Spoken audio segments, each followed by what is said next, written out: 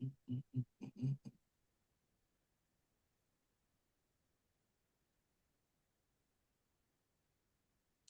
live. Welcome back to PoPolitickin.com, your home for self-help meets hip-hop. Right now we're live on YouTube, but check us out on Spotify, Apple Music, 1212 on the place to be. The lovely Miss Toy. How you doing today? I'm doing good. What about you? I'm doing great. I'm glad I got to interview you. Like I said, you one of my I just remember you from way back. So I like, I get glad when I interview people that I actually grew up listening to. And in my Yeah, mind, I never knew I was going to end up talking to you. So it just always, when it come back, I'm like, damn, that's tight. that's wonderful. And to be thought I'm, of. I was telling my wife about it. I remember when I was a little younger, this girl came up to me one time and I was doing something, and then she was all of a sudden, she was like, you can do it, put your back into it. And I was Uh, like, I like, you better watch out now, talking to me okay. like that. Hey, starting trouble, huh? Yeah. So like I was saying, I first remember you. Like I said, that was the early 2000s. I remember you with that song with Ice Cube. But then Yeah, as I keep looking back, I see you was in another group called Militia. yes. Yeah. Mm-hmm. So I guess I just want to start from the beginning. Can you just let us know a little bit, like where you from and how you got involved with hip hop? Oh, well, I'm from Chicago originally, and I grew up in Inglewood. And by the time I got to Inglewood and did my elementary school years and middle school years, I found a love for hip hop. So I started out dancing.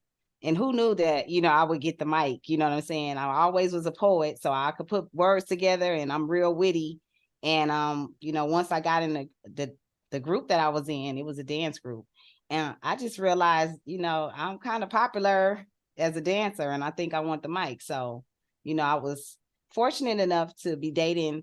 The guy I was dating at the time drove a limo, so he always had different famous people from the West Coast in his car.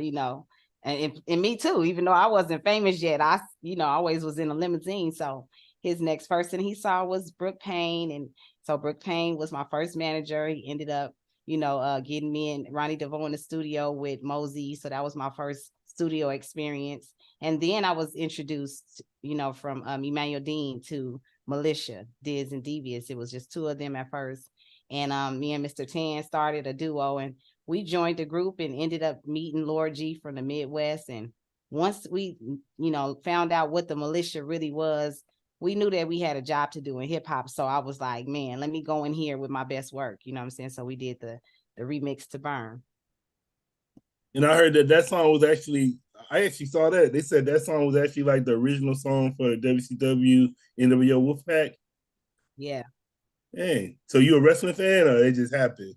That just happened. You know what I mean? I'm a wrestling fan when I was a kid. You know what I'm saying? Once I found out it wasn't real, I started doing other things. You know what I'm saying? So, I couldn't keep faking it with y'all with What that you one. mean it ain't real? Oh shit, you a real wrestling fan and shit.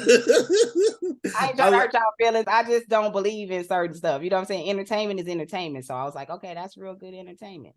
They can use and my music anytime as long as they licensing it. then is there any other far as the older the female rappers that came before you? Did any of them influence you?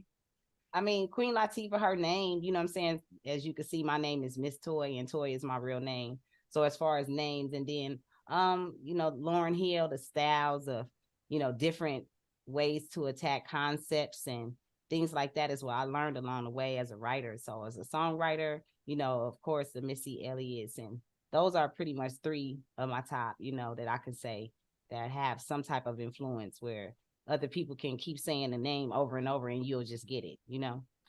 Yeah, I'll say because I had talked to JJ Fad and I had MC Light on the show, but then I also ended up interviewing Meg Thee Stallion early in her career. So I didn't see Meg Thee Stallion like take off. I just knew she was gonna take off.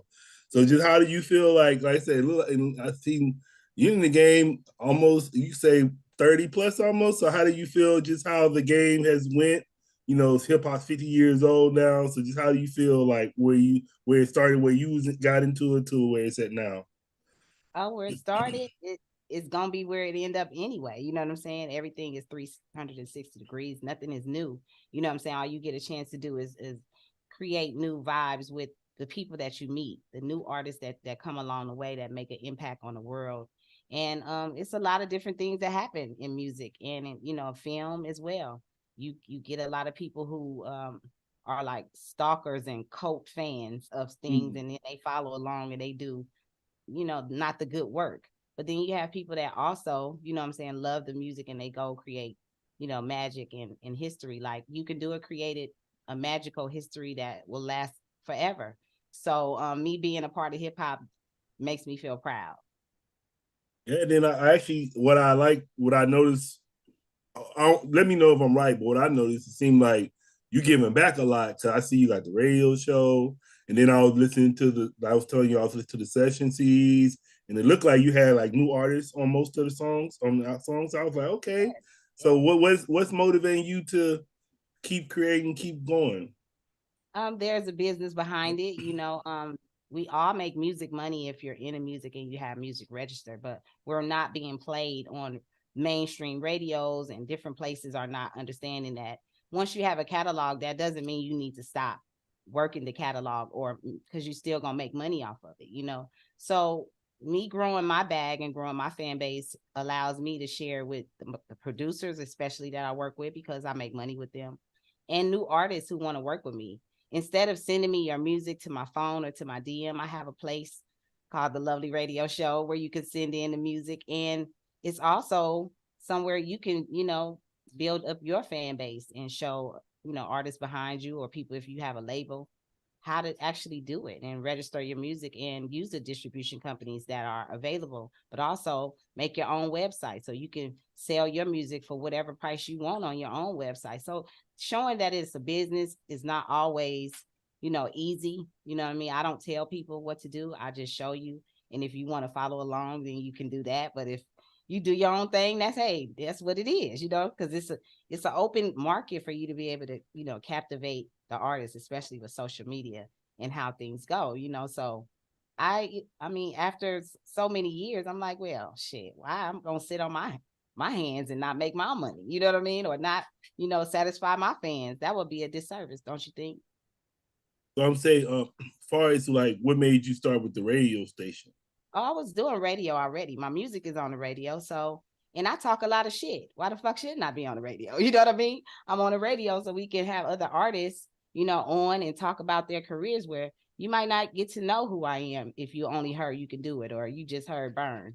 But if you hear me on the Lovely Radio Show, you'll get a chance to see my personality, and likewise the other fans, and they want to see what the artist's talking about on a regular note. They don't want to just hear about your rap. They want to hear what you've been doing on a regular day, right?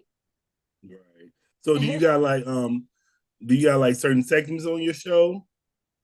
Yeah, we break down a lot of producer talk on Lovely Radio because, working with the producers, artists kind of get shy and don't know how to, operate behind the scene. They just too busy trying to go live. No, it's a professional, ism that goes with you going in the studio to handle your business. If you're not recording yourself, there's an etiquette that needs to be, taken care of. So only way you can learn that is from the producer itself. Okay. And then speaking of the radio, I actually was listening to Lil Wayne. He has a radio show on Apple. And I guess he was saying how he was kind of upset at Andre 3000, how Andre was saying like he 48, he ain't got nothing to rap about. Then Lil Wayne was like, well, I'm 41, I got all this stuff to rap about. And then Tiger was like, yeah, that's why you probably you got to stay in it a little bit, because if you don't stay in it, you kind of lose it. Just what's your opinion on that discussion they was having? It's two different ways, because as a creator, someone who already was 3,000 years ahead of the game, he might not have anything that he want to share right now, not just to talk about. He wanted to share some musical, inspirations. And so I appreciate that. As an artist, you gave us something different. But as someone who has been through a lot, you know what I'm saying? And shout out to Lil Wayne. He actually gave me a shout out on Narvar's, podcast, and showed me love. But if you do have a lot to talk about, you went through a lot, then you are gonna have a lot to rap about. You know what I'm saying? So it is two ways. I live my life as well. And I've always had a topic or two to talk about, if I even got put on the spot to do music, or if I, was just working on an album and I just wanted to take my time. I grab different situations from what's happening currently, and I also do research on things from the past. What did Wayne shout you out? What did he say? Narvard told him, do you remember the rap snacks? Big Timers had rap snacks, and Lil Wayne said, "Oh yeah, I remember that." You know what I'm saying? He said, "Shout to Miss Toy yet." So. What's up? That's what's up. So what are you working on right now besides the radio Oh station? man, I'm the label, so I'm always working. You know what I mean? I'm always putting projects together. I have multi-platinum producers such as Mike City. I'm working with Young Ball on the beat. He's out of Texas, and me and Mike City have a placement that's on BMF second episode. I have a song on there called Fresh as Fuck. And Mm. so now I'm working on some more stuff for licenses. Yeah, I say I was actually how do you describe your process? Like how do you because you're doing the radio, you doing the music, are you like you pick certain days and do certain stuff or you do everything every day? Like how do you work? No, I'm organized. I'm pretty organized. I can be spontaneous sometimes, but Thursdays are the day that I designate for the Lovely Radio, and 365 days is the days that I designate for the music. So if you're on Live 365, you'll hear the music all year. You know what I mean? So we're not spontaneous with what the hustle is. You know what I'm saying? We're very organized as far as what we want to do. I do pop up here and there on YouTube on a Saturday or Tuesday or whatever, just to show my face. But I'm also always promoting and advertising something that got to do with the music, because I have a Christmas album with Cavi, that has Dane Dane and some other people on it. So it's a new holiday, it's a new season, right? So now we promoting that album. So when the new year drop, I got a new song, Happy New Year. We gonna put that on there. You know what I'm saying? So it's organized noise over here.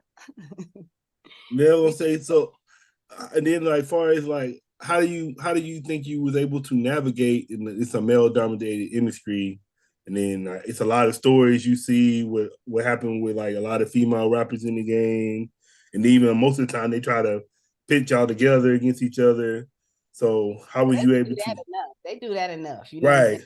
right The stories behind what be going on with me is not popular. You know what I'm saying? They folk tales. You know what I'm saying? Because a lot of shit people did to me, they made it up. You know what I'm saying? And I stand firm because I'm from Chicago, like I said, and I'm from Inglewood. So two places made me collide and be the warrior I am. So some of the situations people try to put me in, they just didn't work. Chris, they just don't work. They just don't work on warriors. I have a bunch of stories, of course. We gonna put that together in some kind of autobiography eventually. We're doing a lot of writing right now, but my life is still going. You know what I mean? And if somebody was trying to block any of the blessings that I had, shame on them, because you really can't block what you can't control. yeah I'm gonna say I think you were saying you from Chicago I want to say I think Shauna from Chicago too Yeah, see I that's the got some homegirl. MCs from out there. Queen Key. Yep, it's some bosses in Chicago. And then I don't know if you it's all actually like in hip hop, it's like a female movement right now. Like it seems like to me it's more females popping than the men. But at the same time, a lot of them on that they call it like slut rap. Like a lot of them doing the slut rap. So are you hearing any of that? Like are you noticing it?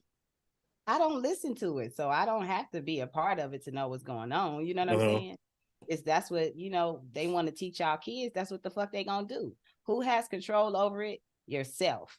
And if you're a part of a goddamn label, then your ass gotta follow instructions. I can't be mad at bitches that gotta follow instructions. You know what I'm saying? That's how they eat. So I say I guess do any of them they don't never reach out like they ever try to reach out to you and get some game or you don't get that a lot. Make that make sense to yourself. No. No, that's What? what they because I don't know. I feel like I don't know. I just try to bridge the gap. So I feel like if they, I know you doing your thing and you've been doing it for years, so they should come to you and just to get some insight and know what's going on. Because like I said, a lot of rappers, male and female, get used. But I already see you doing. I know you already doing that for the rappers you working with right now. I mean, I can't give my attention to people who already have labels. You understand what I'm saying? Right, My job and my goal is for the people who are independent. right. Yeah, and like I said, I was telling you about that session. It's like I was really impressed because like I liked Me all the titles. I was like, dang, then all the songs was hitting. So I was like, wow. Now I was like, I don't know, is it because I smoke weed or what? But I was like, I really like it. I really made that the session album for, of course, for 420 because that's the day it drops. For people to go in their catalog when they, get a session together, or if you just on a solo mission and you doing some work. Those albums are for, the stoners and for the real ones that know what it's about. And yeah, and the concepts are some of the things that also weed people and medical marijuana things, and just to collectively talk about together. And this is the second one, and I'm working on the third one as well. So we're gonna keep them coming. Are you still in Inglewood? I still represent Inglewood. My business is out of Inglewood, but I'm worldwide. You know what I'm saying? I've always been like that. I've never had to, be in one spot to say where I'm from. You know what I'm saying? And I don't like being pigeonholed like that. I love being international, and that's why it's gonna end anyway. You know what I mean? Not from the block I started, but from everywhere to where it's real people actually listening to my music. That's tight. Yeah, I was born in Mississippi, but I've been in San Diego for like 20 years. Yeah, the West Coast is where it's at too. You know what I mean? So I got love really on the East Coast and the Midwest. If I'm in Atlanta, I got producers and family there, and then on the West Coast, I'm here to just continue to bridge the gap through the artists and producers and DJs that I continues to work with throughout my whole career. Mm. Then what do you like to do outside of making music? Cook and chill, be a dog mom, and just hang with my family. I'm very family oriented. It's so many of us, you know what I'm saying? And even in the picture in the calendar right there, is a damn near all Mm. women. That one picture right there, that's my family, you know what I'm saying? And it's just a blessing to be able to say, I can be whoever I want to be in my life, but separating business and personal is always one of my favorites. Mm. And then I was saying, I know you met Ice Cube like that was I said like what 2000 early 2000s. But how do No, you feel like? How, No, I met Ice Cube in 1996, 97. oh, way before. Before You Can Do It. Yeah. We Yeah, didn't just You Can Do It. I was called in to do that. yeah. I actually had I just talked to JD earlier this year too, and he was saying the same thing. I was going to ask you just how you feel about his evolution. Like he went from way more than a rapper. He went from he was doing the movies for a while. Then now he doing the Big Three. Big Three just made the Hall of Fame just made an award for him. That's amazing. And to me, and that's, I pride myself on working with some of the best in the business. And that's one of the best, decisions that I was put in, to be able to say that I work with Cube and to watch his legacy go on and continue on, even with just the song. We have a lot of history that we making in just that one song. Mm. And then what would you like the new generation, like the newer generation, like my son, he's like 15. What would you like him to know about you? Well, you could go to misstoymusic.com and just see a plethora of different things that I do. Um, from me changing my mini looks to all the different type of styles of music I do, including, rock hop. And just being a writer in this business is something that's special. If you have a real story to tell and you can put it in words, continue to write and do what you do so people can know who you are. And my message is always, I don't give advice. I just show you better than I could tell you. Mm. And for new artists, what would you like to say to new artists? Go to MissStoryMusic.com. I don't give I don't give advice to new artists. If you like to submit your music to the Lovely Radio Show, you can go to MissStoryMusic.com and submit your music, your link in your bio, and that way we can play your music on Live 365. Yeah, I saw you have like, is that a podcast, the Artist Spotlight? Yes, yes, yes. I love spotlight new artists. You never know what kind of music you're gonna hear. I don't play ratchet music, but I do play music that people really, do with their heart. And then like I was saying too, like a lot of times even with me, like you never know which one of those artists. Like I said, I had Megan Stallion and I had the baby like years before they blew up. Like you never know who is gonna be who in the game. So it's like sometimes it's good, It's not even that though, because we put people on pedestals all the time, which they don't belong there. You Mm-hmm. have to give the genuine people who actually listen and go and they change their lives off the music. You know what I'm saying? People give so much props and respect to somebody as an artist, but fuck them. They don't do nothing for us. You know what I'm saying? Really, they not giving to the community like that. It's great to see people come up, but it's also great to see people be humble along the way and help real artists, you know? Mm-hmm. Yeah, that's what I was gonna say though. I would say sometimes like you helping that artist is what's gonna motivate them to keep going. Cause I know a lot of artists they get discouraged, and they doing it for a while, it's not going how they I mean, wanted they to getting go. pimped in this game. They getting pimped. You know what I'm saying? It ain't easy to stand on your own and miss a lot of the opportunity they think that is missed in this business, knowing that y'all still gonna meet each other at the same place. You know what I mean? You don't have to have the same money as the next artist. All you have to do is have the same drive, and you get your blessings along the way. But when people want more than even they talent is worth, that's when they have hard downfalls. Because to me, we going to something else. Diddy is not talented like that. He stole a lot of fucking people music. You know what I'm saying? And people love him because a lot of money was put behind this person, and then he brought people in that were talented. But at the end of the Mm-hmm. day, it sucks to see how much you know, hip hop was destroyed, how many lives were destroyed, how many people passed away because of this one person that people put on pedestals. So I don't put nobody on a pedestal, and that's probably why they don't really fuck with me like that. But I don't need them to because I have my own platforms, and I do have, I mean, thousands of people that really come to me all the time sending the same song videos and the same song that they acting like I ain't do. I still get paid for it. So it's like I can't listen to other people tell me shit because you're not in my shoes and you don't see the love and you don't feel the love like I do, you know? That's what's up. And then what would you like to say to your fans and supporters? My supporters, my warriors, I call them warriors because they stayed down with me. Even when they just thought, you know what I'm saying, it was going to just be an easy road. When they realized that, oh no, she ain't going for none of the sucker shit. And you know what I'm saying? All of the behind the scenes stuff is not working out and the drama that people try to put on me. And they stay down with me and continue to show me that they love the music. They request it. And even when I'm not dropping music, they asking me where I'm at. So I love y'all. And I will continue to do this music for y'all. If it's only y'all, then that's good for me. And then how you come up with the name Warriors?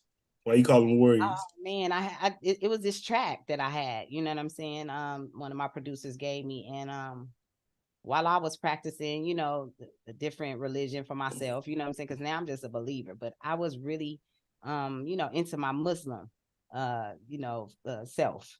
So I did this hook and I was, you know, reciting it, and I was like, warrior, you know, I am a warrior. I ain't afraid of y'all. Better come hard or don't come at all. Got God's grace. It's in my everything. And when I yell it out, I want to hear you say, then I'm like, Allahu Akbar. Warrior.